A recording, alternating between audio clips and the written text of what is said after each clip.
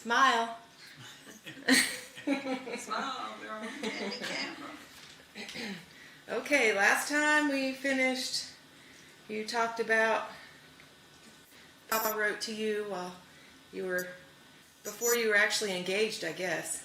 And then you started telling me a story about Louie, so we need to hear about Louie because we don't have that on the other one. Okay, Louis was a friend, really just a good friend, but I had dated him about a year. And he would come to the beach, and actually he liked Mom and Dad more than he did me. He would sit and talk with them, and that's what we would do, and then usually go out to eat or something like that. But he was just an old country boy that was really neat, and we enjoyed it. And the night that Ed came home, it was raining, and that's when he got as far as Conway. He was hitchhiking, and he got as far as Conway, and it was raining. So he called me and he said, "Can you come get me?"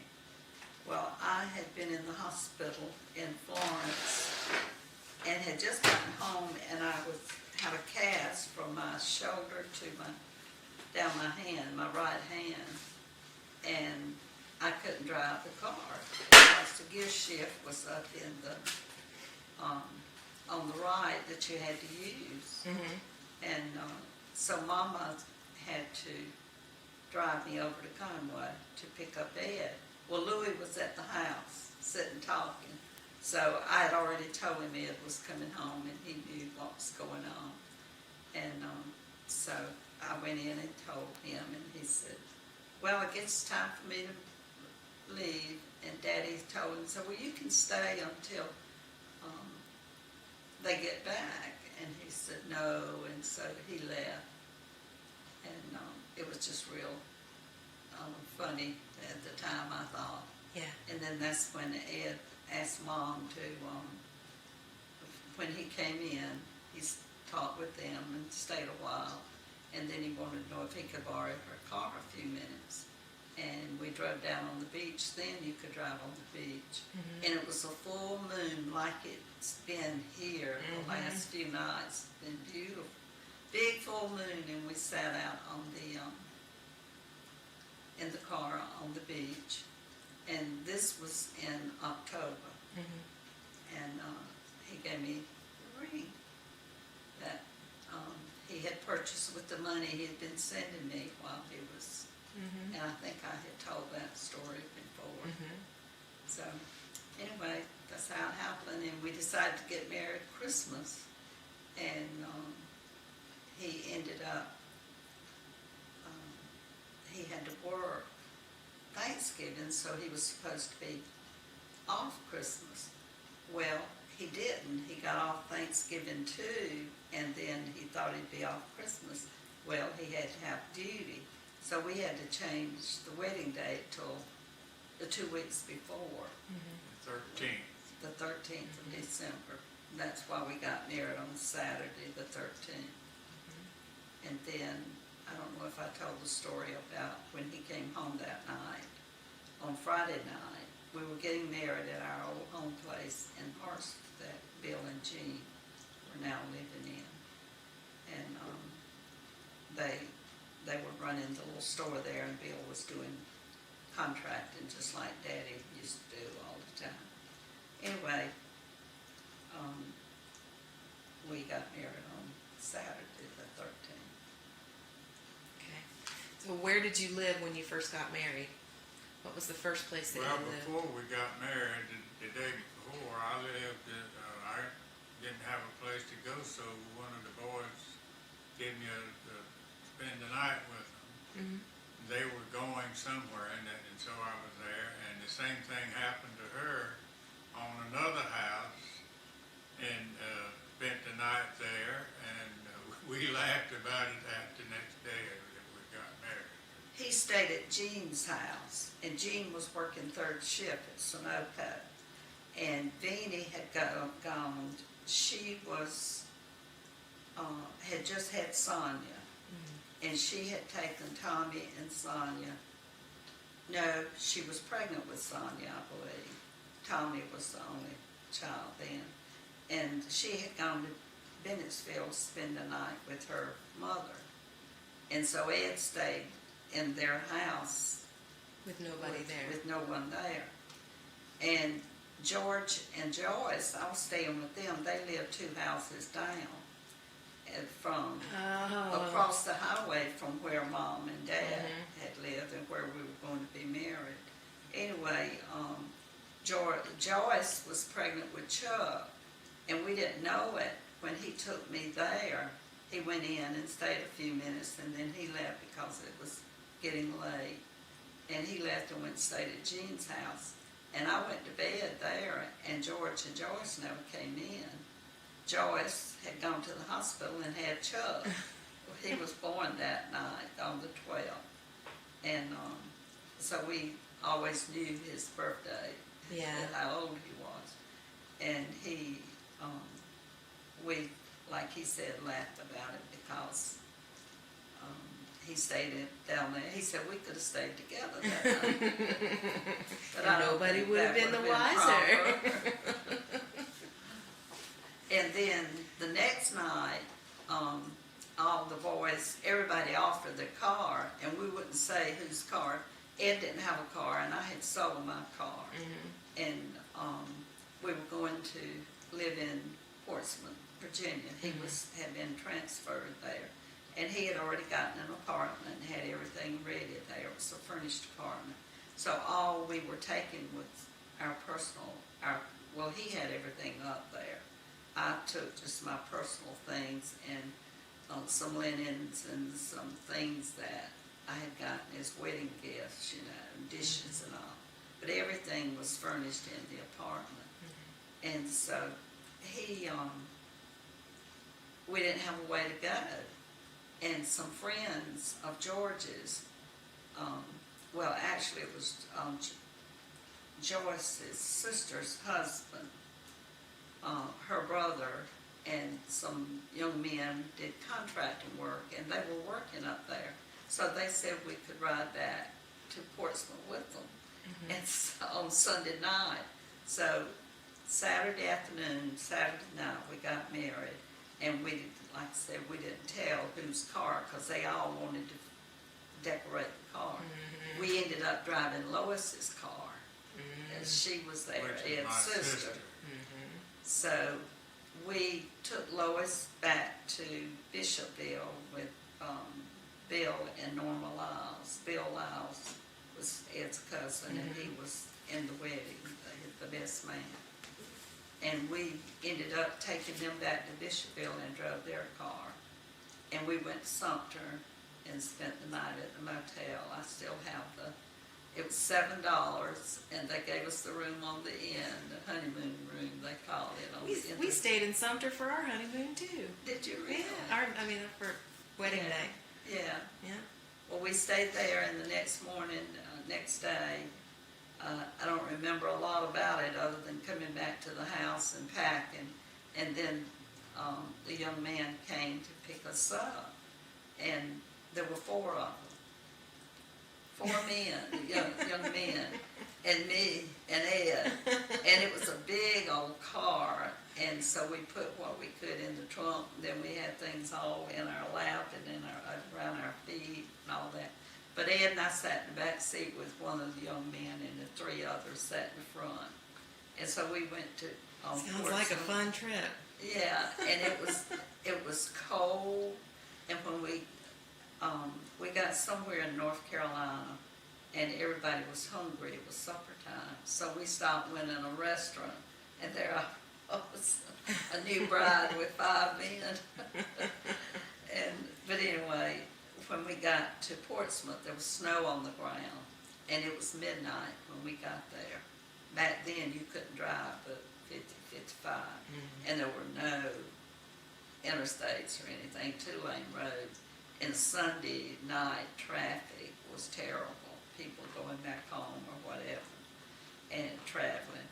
So we ended up being real late. And but anyway, it was a little honeymoon home. We actually lived upstairs in an older couple's home. Now this is where you baked the biscuits, right? Yes, yes. Next day, and then I had, Dude, You had to go to work, that's I had- right. I had duty and we didn't have but one blanket. blanket, and so I had them to send a couple of blankets and then she had, while I was having to be working, she went ahead and cooked the biscuits, and You got I had bought the material to do it, you know, and I didn't realize, I just had bought stuff to make biscuits. And it happened to be one of those, Wasn't it the flour? Didn't run. It was not self-rising flour. Well, see, he was supposed to have duty, and I didn't think he was coming home. And so I hadn't planned anything, but that day I did walk to the grocery store. It was 2 blocks from where we lived, and bought some things to have the next night when he came home, because he was supposed to have duty. And about 6 o'clock, someone knocked at the door downstairs.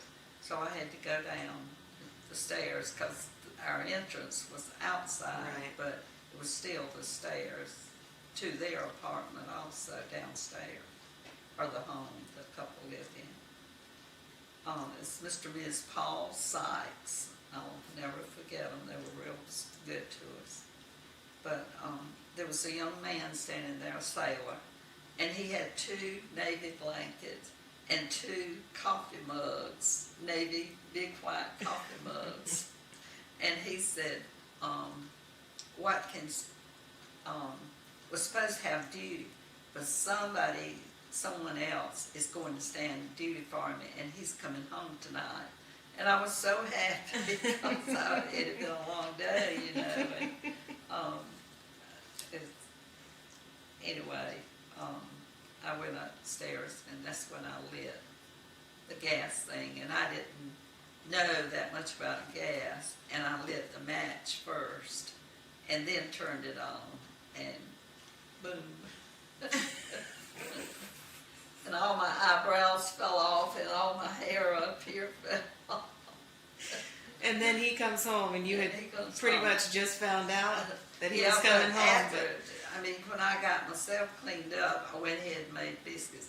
I cooked country style steak and gravy. He was not going to be home till about 8 or 8:30, and I fixed a big meal, and I fixed those biscuits, and oh, they were just so pretty. And Now, Papa, show me again what you had to do to chew it.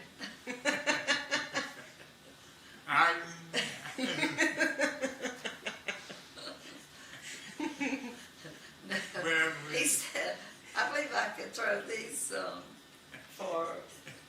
we hit them for a golf ball, I think that's what. And I started crying because there I was with all my hair singed. It didn't look as bad as I thought it did, I know, because the next day it was really all right, but it did just shed. So how long did you live in Portsmouth? When? After he was there about 3.5, 4 months, wasn't it? I was there. Well, he had been there 3 months, see, I'd been from there. October. And then I think it was in April. I finished school there. I went there because I was At EKGs. what do you call them? EKG. EKG. And so then they turned me over, sent me down to go to work and what's the name of it? Camp Lejeune. Camp Lejeune. A Marine Hospital. Marine in North Hospital. Carolina. Okay, And in I North was to work with, at that particular. Something it was called. Electrocardiogram. Cardiogram. Yeah. And I do that for the people coming in and to get part of Their their fitness test fit, thing, and they had to with have it, that. they were there to get it and I bought a little car. It was about a few years old, and we decided to drive to Myrtle Beach. It was 39 Ford, and this was in 52. Is this is the car that has up on the blocks? Yeah.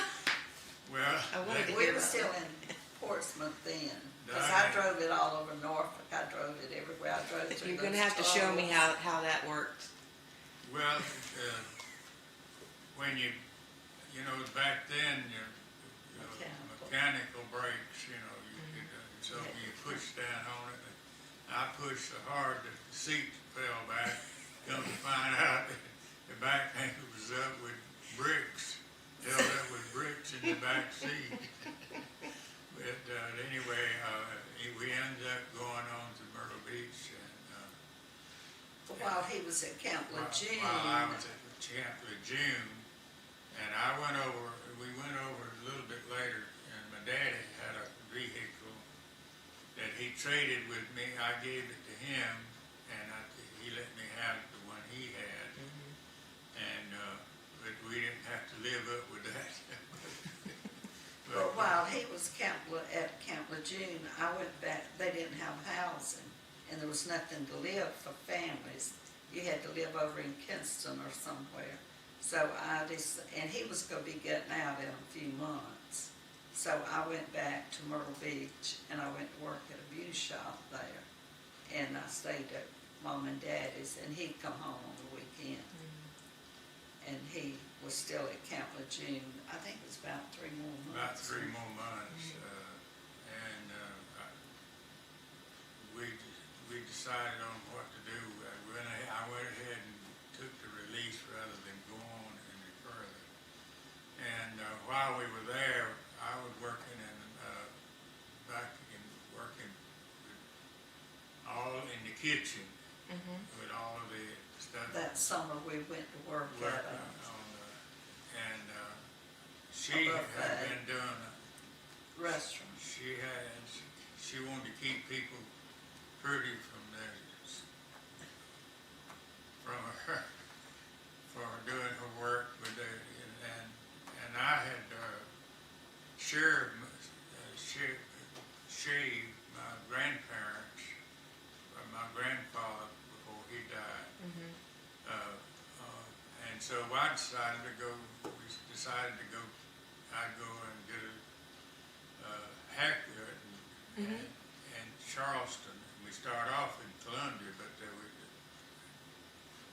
we got in Columbia 3 days later. The whole thing burned down. We had to go to Charleston. But let me tell you, while we were in Columbia, we stayed with James and Nina, and they had just had Cheryl. And while we were getting an apartment near them, and while they were finishing the apartment, he was going to Burn School, so I went downtown, and the Singer sewing machine place had a note and it had help on it. And I went in and they hired me right then. I went to work that week, and I got to work 1 week, and the school burned, the barber school burned, and Ed had to leave and transfer to Charleston, and I had to quit my job. Your there. perfect job. Yeah, it was, and the reason they hired me, I had learned to sew on Mama's Singer machine, the pedal, and that's what they had to sell, to demonstrate. They were beginning to get the electric ones, but they still have a lot of them. And I just went in and was looking, and I said, "Do you really need someone?" And they said, "Yes. Have you ever used machines?" I said, "That's what I learned on the pedal." And so when they hired me, it was a lot of fun that week. We had in Charleston, we had a home here, and it had a place in the back where the Maid's quarter. maid's quarters. We had that, and I think when we go in one side of the door, you had to squeeze the other side. And on the right was you could have a living room, and on the back next behind is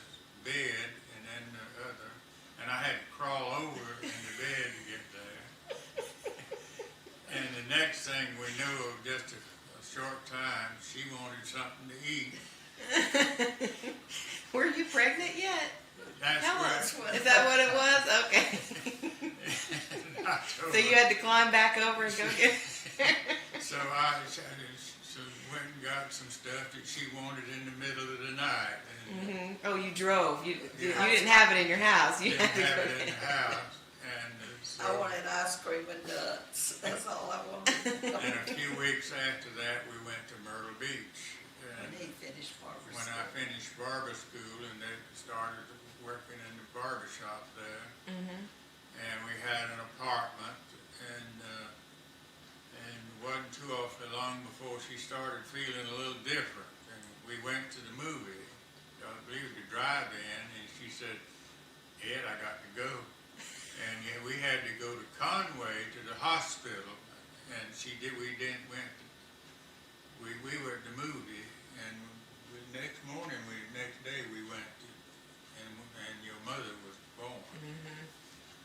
So it was a kind of a tight situation, but Yeah. we was, Well, he was ready to go because the bridge, the only way to get from Myrtle Beach to Conway was the overhead bridge, well, the bridge that would go down for you to cross, you know. And the bridge sometime would get stuck and wouldn't come down. And so he was afraid that would happen before I could get to Conway. So early the next morning, after the movie that night, I had pains all night, but I waited till the next morning. Of course, Terry was a 9-pounder, and it took me all day. It was 10:30 the next night before I actually had it. and we were there for about a year. I worked at the barber shop, and we had a lot of experiences and things. But while I was working, a little boy come in with a paper, and it was a handout type of thing, you The know, old grid. old grid or something other, and I forget exactly how it worked out. I told him no, I can't read, and so he said, "Here, take this one." Something about anyway, he sharpered me with his. He wanted to teach you from. After I told him I couldn't read, he said, "Well, take this so you learn to read or something." And the next thing I knew, a barber in Bishopville died, and his wife knows. I got wind of it, and that's where I was born and lived. Right. And ended up, I went down and went over and talked with her, and she she sold it to us. Had a whole barber shop and everything, and we had that. So Well, let me tell this right before we moved there. We were staying with Mom and Daddy in Myrtle Beach, but we got a little apartment. There was a big old home on Oak Avenue in Myrtle Beach. It used to be near where the first church was built there. Anyway, the old house, they had made 3 apartments out of it. One in the center and one on each side. Well, the little one we got on one side, 1 bedroom. It only had 1 bath to share with the people that were in the middle apartment. And that was a lady with a blind daughter. And I didn't know anything about blind people then. And it was kind of frightening, but we had to share that bath. But the apartment on the other side came available in about a month, so we moved over there, and that's where we lived, Terry, until she was 6 months old. And actually, she was blessed in that little apartment. It was on corner of Oak and Maple, and our address actually was Maple Avenue. But I wanted her blessed, and James and Lester Carroll, who was the branch president in Myrtle Beach at the time, came and gave Terry the blessing at the house. And because we were going to church, but we did. I don't know why we decided. I think we were getting ready to go to Bishopville, move. But we did while we were in Myrtle Beach, even before we had Terry. Ed taught dancing to the young people at the church. So, okay, we're going to Bishopville now. Well, Bishop, You were going to tell about the barber shop.